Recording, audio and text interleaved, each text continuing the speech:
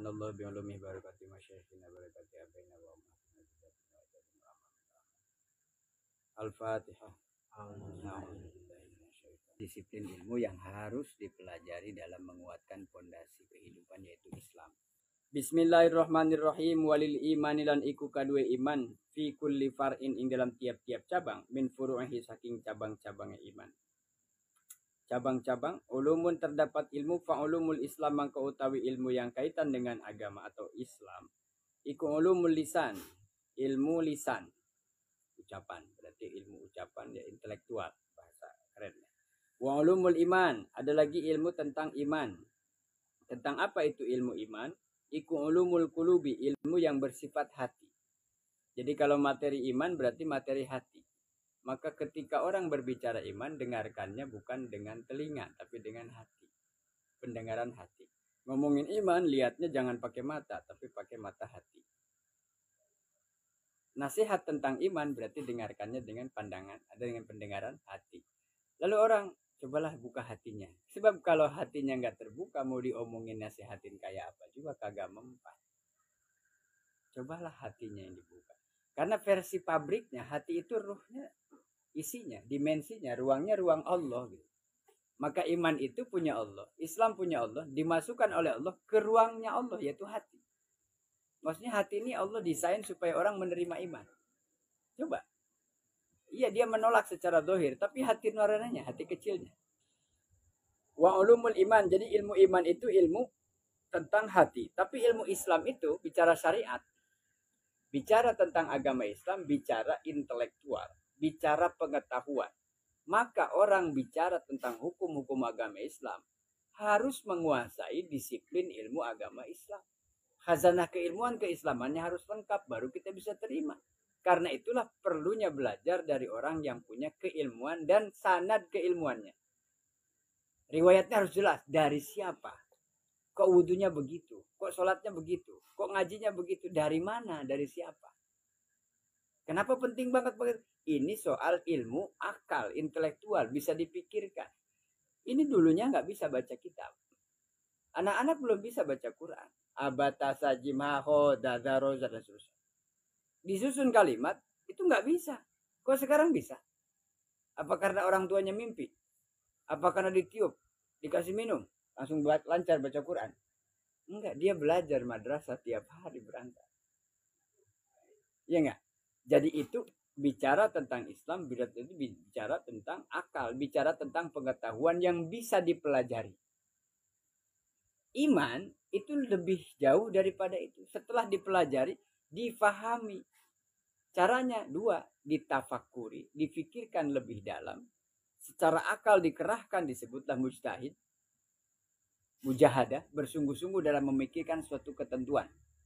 Lalu ditadaburi, direnungkan dengan iman. Masuklah ke dalam, jadilah bertambah imannya, bertambah semangat ibadahnya, bertambah pengetahuan. Itu karena dalamnya kuat. Orang dalamnya kuat. Prinsip yang dipegangnya kuat, hatinya kuat, jiwanya kuat. Kalau jiwanya kuat, ditempa masalah, ditempa sakit, ya, hatinya lapang. Dia akan menikmati semua fase kehidupan. Senang, susah, sulit, lapang, sempit, lapang. Itu biasa aja. Kenapa? Jiwanya kuat. Siapa contohnya kalau bukan Nabi Muhammad SAW? Apa sih ujiannya? Jangan tanya. Apa masalahnya? Jangan tanya. Dakwah kemana-mana. Dakwah di Mekah, dakwah di Madinah, dakwah di Taif, dakwah kepada orang banyak. Pamannya nggak dikasih hidayah sama Allah. Apa nggak beban moral itu? Ya, beban moral. Nabi Nuh dakwah, anaknya dikasih membangkang. Nabi Lut dakwah, istrinya. Pak Ustadz dakwah sana-sana, anaknya. Ada aja. Berat moral itu. Ujian, ya Allah, saya kok gimana ini cerita ke orang supaya istri itu yang soleh apa? Istri itu diajakin supaya bisa baik hatinya, mau bantu orang, mau jangan pelit, harus dermawan. Istrinya pelit, susah Pak. Kalau nggak kita ajarin, kita didik. Sudah ada contohnya, kita tinggal niru, nggak usah ngarang. Yang mana yang kita tiru? Yang kita bisa. Saya kok kayak galak ini, Kang, keras ya, kayak Sayyidina Umar. Ntar dulu, jangan langsung ke Umar. Emang tiru galaknya aja. Umar galaknya itu bener. Kerasnya bener. Saya mah kayak Abu Bakar, Kang, diem aja. Ntar dulu, Saya pakai Sayyidina Ali, Kang, pinter, alim, berdebat. Tar dulu, jauh. Nah, sekarang yang kita bisa tiru apa? Pelan-pelan. Nah, dari situ kita bisa mengetahui. Di antara ilmu-ilmu yang tadi disebutkan, kalau bicara tentang iman berarti itu bicara tentang hati. Maka orang ngaji itu bicara tentang semuanya. Tentang Islam, tentang iman. Hatinya dibuka, pikirannya dibuka. Makanya apa? Dibukalah ruang dialog. Silahkan tanya. Berarti kan ada tanya dan jawab. Ketika orang bertanya, dia berpikir jawabannya. Ketika orang menjawab, dia berpikir apakah jawabannya bisa dipahami apa tidak. Nah, di situ orang sama-sama mikir. Jadi orang ngaji itu ya orang mikir, ya orang pikir. Lagi mikirin ilmu dan dia sedang mengingat tentang kebesaran Allah melalui ilmu agama. Dibaca ayatnya, dibaca hadisnya, dibaca makolahnya. Para ulama mengatakan apa? Dipikirin apa? Iya benar. Terus diresapi, wah ternyata benar. Naiklah imannya. Maka itulah ngaji bernilai zikir tuh karena isinya itu. Bicara tentang iman, bicara hati, bicara tentang Islam berarti belajar secara zahir. Pelajari yang susah kayak begini bisa. Apa yang nggak bisa? Anak-anak dulu nggak hafal surat-surat pendek. Sekarang anak yang jadi kelas saya berarti Al-Mulk dan Ar-Rahman 2 surat sudah hafal. Aqidatul Awam sudah hafal. Juz Amma sudah. Dulu enggak. Gitu. Terus dampaknya buat bapak-bapak apa nih yang kita udah ngaji beberapa kitab? Dampaknya apa? Istiqomah. Jangan tanya Mang Dian sudah baca kitab apa. Ini enggak? Bukan itu targetnya Mang Dian. Mas Juara bisa apa mau Pak Ustadz ikut sana sini? Bisa apa coba? Kalau ditanya Mas bisa apa sekarang? Istiqomah. Kok bisa dijaga sholatnya padahal masalah nggak berhenti. Ada orang yang sholatnya rajin, ada masalah sekali kelar sholatnya. Kenapa Pak nggak sholat lagi? Sama aja Pak ternyata. Sholat nggak sholat pusing-pusing juga. Nah ini soal. Ya istiqomah itu kan hasil Pak. Apa nggak berat? Nah bicara iman, bicara hati. Summa ulumul qulubi. Kemudian ilmu yang bersifat hati laha iku kadua ilmu yang bersifat kulub wasfun terdapat sifat-sifat khusun yang khusus wa wasfu amin, ada sifat yang bersifat khusus, ada yang bersifat umum. Fal wasful ami yang khusus yang umum dulu iku ilmu yakin, ilmu yang bersifat umum itu adalah ilmu yakin.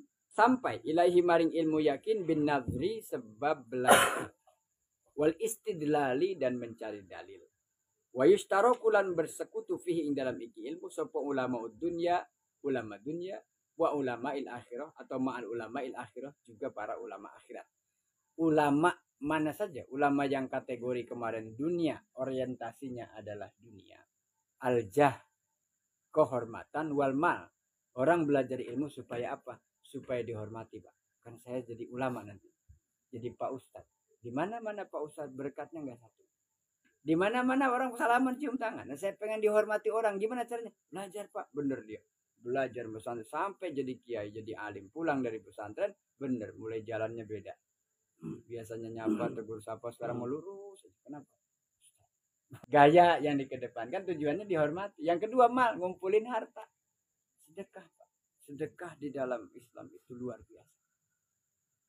Satu kali sedekah ke Ustadz itu Masya Allah. Itu berkahnya. Supaya apa? Supaya Ustadznya banyak yang ngasih sedekah. Kalau sudah sedekah, saya beliin tanah, beliin mobil, beliin rumah apa. Kaya. Mulai gaya lagi nanti. Itu tujuannya. Ulama dunia itu tujuannya hanya urusan. Kalau nggak mulut, perut. Terus di bawah pusar. 3 yang bikin orang rusak. 1 mulut. Yang kedua perut. Mulut nih hasut, iri, dengki kan ngomong. Suuzon sama orang. Gak suka lihat orang seneng nih. Ngomong. Wah dia juga punya anu kan gara-gara anu tuh. Anu terus. Yang kedua perut. Saingan soal apa? Makanan. Supaya syahwat maksudnya. Yang ketiga soal syahwat ini bawah. Di bawah pusar. Jadi orang tuh rusak karena 3 Pak. Kalau nggak karena mulut. Karena urusan perut. Yang ketiga karena urusan itu tuh. Bagaimana bisa kuat agamanya, kuat prinsip hidupnya, kuat imannya, adalah harus dia menguasai di antaranya adalah ilmu-ilmu yang bersifat salah satunya ilmu umum. Ulama dunia dan ulama akhirat bersatu, artinya ada di situ. Termasuk kategori yang alim secara ilmu yakin. Dan ilmu yakin itu bisa ditempuh dengan cara bin nadri wal istidlal. Belajar dan mencari dalil mah siapa juga bisa. Tapi apakah itu sudah ulama hakikat? Belum, karena ulama hakikat itu ulama akhirat. Yang orientasi ilmunya bukan untuk kepentingan dunia, tapi kepentingan kemaslahatan umat, kemaslahatan akhirat. Kenapa semangat mengajar ngaji, Pak? Supaya di sini banyak penerusnya. Tidak bingung nyari imam siapa. Ada Kang Rafa nanti. Ada Kang Ali Haikal nanti. Ada Kang Amar nanti. Ada Pak Ustadz siapa nanti. Gitu. Ada Ibu Ustazah Warnis. Ya enggak? Ada Ustazah Vio. Nanti ini enggak bingung, Pak. Ibu udah pada kumpul tuh pengajian. Nih Ibu Ustazah Sarah enggak ada. Ustazah Sofa lagi rapat DPR misalnya kan di DPR. Yang ngajar siapa? Itu ada Ustazah Vio. Ada Quinza. Ya, kenapa Pak semangat banget bapak-bapak ngaji nih terus malam Selasa, malam Rabu, malam Kamis ya. Sinan juga ada pengajian, malam Minggu dibuat pengajian. Biar di sini terbiasa ngaji. Andai nanti sudah tidak ada saya, mereka sudah biasa ngaji. Tinggal Ustadznya nanti mungkin Pak Ustadz Haikal, mungkin Pak Ustadz Rafa, mungkin Pak Ustadz Amar yang ngajar. Kan itu. Tujuannya apa? Buat keberlangsungan agama dan kepentingan akhirat nanti. Berarti akan banyak orang yang beriman dan menjaga Islamnya. Wasilah daripada dibukalah madrasah, dibukalah pengajian. Maslahatnya kita timbang. Ini bagus, tapi yang ini lebih bagus. Ya sudah cari yang lebih bagus. Bukan itu yang lain nggak boleh, bukan. Boleh, tapi kadarnya dikurangin. Mana yang prioritas, mana yang tidak. Ilmu yang itu bisa dipelajari siapapun. Sehingga ulama dunia dan ulama akhirat juga pintar. Artinya kalau untuk pintar ngaji, pintar ceramah, pintar pidato, tinggal belajar aja pasti bisa. Walahu wasfun khos. Ada yang khusus. Barang diampar semua di pinggir jalan tuh kalau pasar apa itu? Malam. Pasar kaget. Dadakan. Diampar semua. Tapi barang mewah nggak mungkin diampar gitu. Kenapa diampar? Karena kejangkau harganya. 20.000, 30.000, 100.000, sendal 70.000. Coba yang harga 2 juta. Mungkin gak diampar gitu. Enggak, dia kemas. Cuma dilihat, kadang di gambarnya doang gitu. Gak mungkin dibuka semua tuh, dus yang di merek alisan misalnya itu. Semua dicobain gak mungkin. Lalu Pak, ini Bapak mau yang mana? Warnanya apa? Tinggal bilang. Jangan semua dibukain. Tapi kalau yang ampar gitu, sekarang kalau mau di tingkatan makom yang khusus, tidak hanya ilmu yakin, tetapi ada yukhtasu bihi ulamal akhirah. Ini dikhususkan untuk tingkat ulama yang orientasi akhirat. Ulama itu kan kalau yang alim namanya ulamanya. Kalau kita berarti muta'alim, orang yang belajar ilmu para ulama. Ini ngomongin yang lain, ngomongin kita. Kita juga sama. Jamaah kalau ngaji, santri kalau ngaji, tujuannya dunia apa akhirat. Kalau urusannya dunia, berarti tadi tuh ada sesuatu di balik ngaji. Tapi tujuannya akhirat apa? Saya ngaji karena ibadah. Selesai. Persoalan Allah kasih rezeki saya dari mana? Ya, itu loh, bukan urusan saya. Saya emang ngaji itu ibadah. Karena apa? Ker dari kecil nggak ngalamin ngaji, nggak dipesan. Atau sekarang ada Pak Ustadz katanya lulusan pesantren bisa ngaji. Atau kita ke Pak Ustadz aja. Mumpung Pak Ustadznya daek, Pak Ustadznya ayah, Pak Ustadznya sehat. Jadi ibadah niatnya. Sama, bukan ngomongin ulama dunia akhirat berarti mereka yang alim terus kita bahas aja, itu bukan. Tapi kita juga jamaah, ada yang ngaji tujuannya dunia, ada yang ngaji tujuannya akhirat. Nah, kita masuk yang mana? Kalau ulama akhirat atau kita yang ngaji tujuannya akhirat, apa? Al-akhirah yukhtasu bihi ulamaul akhirah. Dikhususkan bagi para ulama akhirat bukan cuma mendapatkan pengetahuan yang banyak, jamaah bukan cuma hatam kitab berbagai macam kitab, tapi wahia as-sakinah. Yang dia dapatkan bukan cuma tahu dalilnya, tahu ayatnya. Pokoknya itulah Pak Ustadz min sulah tasib lah pokoknya gitu. Enggak cuma tahu dalil itu. Enggak cuma tahu hafal an-niyatu qasdu syai' atau apa innamal amalu binniyat. Enggak cuma sekedar tahu, tapi dari hasil ngaji itu kalau yang tujuannya akhirat ternyata ada as-sakinah allati unsilat fi qulubil mu'minin liyazdadu imanan ma imanihim. Ulama dan jamaah, ulama dan muta'alim, orang yang belajar ilmu agama yang tujuannya akhirat. Allah tidak hanya beri pengetahuan, pemahaman, tetapi ketenangan jiwa. Nah, dapat gak tuh? Nah, kalau itu ternyata ada, Pak, saya dampaknya dari ngaji. kok tenang pikiran, terbuka hati, lapang, luas, sehingga hidup ini terasa lebih ringan. Oh berarti tujuannya benar tuh. Karena apa? Allah yang kasih ketenangan bagi orang yang belajar, terutama para ulama-ulama ini, adalah mereka yang diberikan ilmu pengetahuan, lalu dari pengetahuan itu dia pahami betul-betul, sehingga ada ketenangan di dalam jiwanya. As-sakinah, ketenangan ini Allah yang tumbuhkan, diturunkan, disiramkan ke hati-hatinya orang-orang yang beriman. Tujuannya apa? Liyazdadu imanan, supaya bertambah terus imannya, ma'imanihim, beserta iman-iman mereka orang-orang terdahulu. Apa sih yang bikin Rasulullah kuat jiwanya? Kuat menahan segala macam ujian. 6 bulan, 2 bulan apa 6 bulan di kandungan Rasul ditinggal wafat ayahnya. 6 tahun setelah lahir ditinggal wafat ibunya. Yatim sejak kecil, piatu. Diurus sama pamannya. Nggak lama pamannya meninggal, diurus kakeknya. Rasul menyendiri. Lalu bekerja. Gitu. Apa itu ujian-ujian begitu? Kok kuat Rasul? Siapa lagi mau kita buat contohnya? Abu Bakar, Umar, Utsman dan seterusnya para ulama-ulama terdahulu. Kok kuat berjuang, melawan, menahan, mengantisipasi segala kemungkinan. Datang ke sini mau ngapain saya? Apa nggak pernah saya pikirannya terganggu? Apa nggak pernah saya merasa sedih? Apa nggak pernah saya merasa tidak misalnya tidak dibantu atau merasa dikucilkan atau merasa disiapa dia dan seterusnya. Anak-anak belajar banyak hilang, bapak-bapak jamaah penuh tiba-tiba nggak ada. Banyak ngaji tiba-tiba tinggal 2 orang, nggak habis tapi terus aja. Ini contoh yang terdekat. Ini kan nggak seberapa. Nah, bagaimana kita contoh kepada Nabi dan Nabi Muhammad SAW. Udah bukan bagian level-level, tapi ditiru yang kita bisa. Apa ujiannya Rasul? Apa sih usahanya? Bagaimana bisnisnya? Berapa Rasul istrinya? Abang tahu berapa istrinya Rasul? Antis ini suatin wafatul Mustafa. Uyir nafah tarnan Nabiil Muktafa. Aisyatun wa Hafsatun wa Sauda. Sofiyatun Maimunatun wa Romlah. Hindun wa Zainabun kadza Juwairiyah. 8, 9 semuanya. Jangan tanya Rasul berapa nafkah sebulan 9 istri dengan 5 juta kali 9. 5 kali 9 berapa? 45 juta. Sekarang Pak Iza 9 harus bisa 45 juta sebulan. Jangan makanya. Karena as-sakinah. Bisa nggak hati saya tenang? Bisa Pak. Yang kedua, bisa nggak membuat hati istri tenang? Bisa Pak. Saya tenang, istri tenang. Andai nikah lagi yang ini misalnya bisa tenang juga, berarti bisa. Kan itu bukan tanya berapa Pak punya uang. Jangan. Nggak jaminan Pak. Kalau sudah orientasi ke situ, sama saja dengan mendidik orang semua cinta dunia. Jangan menjanjikan muluk-muluk ke orang-orang. Nggak usah. Ngaji itu urusannya hati. Persoalan nanti orang yang ngaji, ulama akhirat, Allah berikan anugerah dunianya, itu bukan tujuan. Bonus Allah kasih. Karena kalau jadi tujuan malah masalah. Jadi omongan, jadi hasut, jadi fitnah. Nah itu kalau tujuannya dunia, ya rusak. Semua juga rusak. Bidang apa aja rusak. Ngaji tujuannya dunia rusak.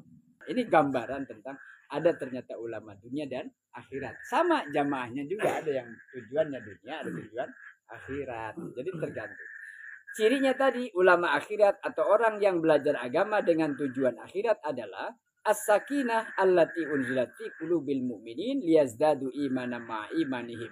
Singkatnya, orang yang tujuannya lillahi ta'ala ibadah yang ditambah sama Allah bukan hartanya dulu. Bukan peluang kerjanya dulu. Bukan masalah peluang-peluang masalah ekonomi dulu. Tapi yang pertama dibuat tenang dulu hatinya. Setelah tenang baru Allah masukkan ke dalam hatinya kecukupan. Oh, Pak ternyata cukup ya 50.000 sehari. Beras 2 liter gitu. Tempe 2 potong, kangkung 1 ikat, makan bareng anak istri bertiga, merokok samsu sebatang. Itu ngebul depan rumah. Habis itu datang sholat zuhur azan, Allahu Akbar, Allahu Akbar, jalan dia ke masjid. Gocap. Anak jajan ada sisa nggak berapa? 3.000 kasih ke anak 3.000. Besok gimana Pak? Besok lagi lah nanti. Allah kan masih ada besok. Itu jangan sampai berpikir sekarang habis, besok gimana Pak saya? Loh, ini udah 50 tahun hidup masih nanya besok gimana? Tanya kemarin lah, ke belakang. Abang sekarang berapa usia? Nah, 30 tahun ke belakang itu siapa yang ngasih makan rezeki itu selama ini? Kalau baru sebulan 2 bulan misalnya nggak bekerja, sedang libur, di rest dulu, di off dulu. Kemarin 30 tahun siapa yang ngasih rezeki? Oh berarti udah banyak, cuman kita sering lupa. Coba kalau itu kita ingetin terus dikumpulin sampai sekarang, udah haji kali kita. Ya kan gitu. Nah maka itu tujuan ilmu, tujuan belajar harus benar dulu dari awal. Makanya niat menjadi penting dalam Islam.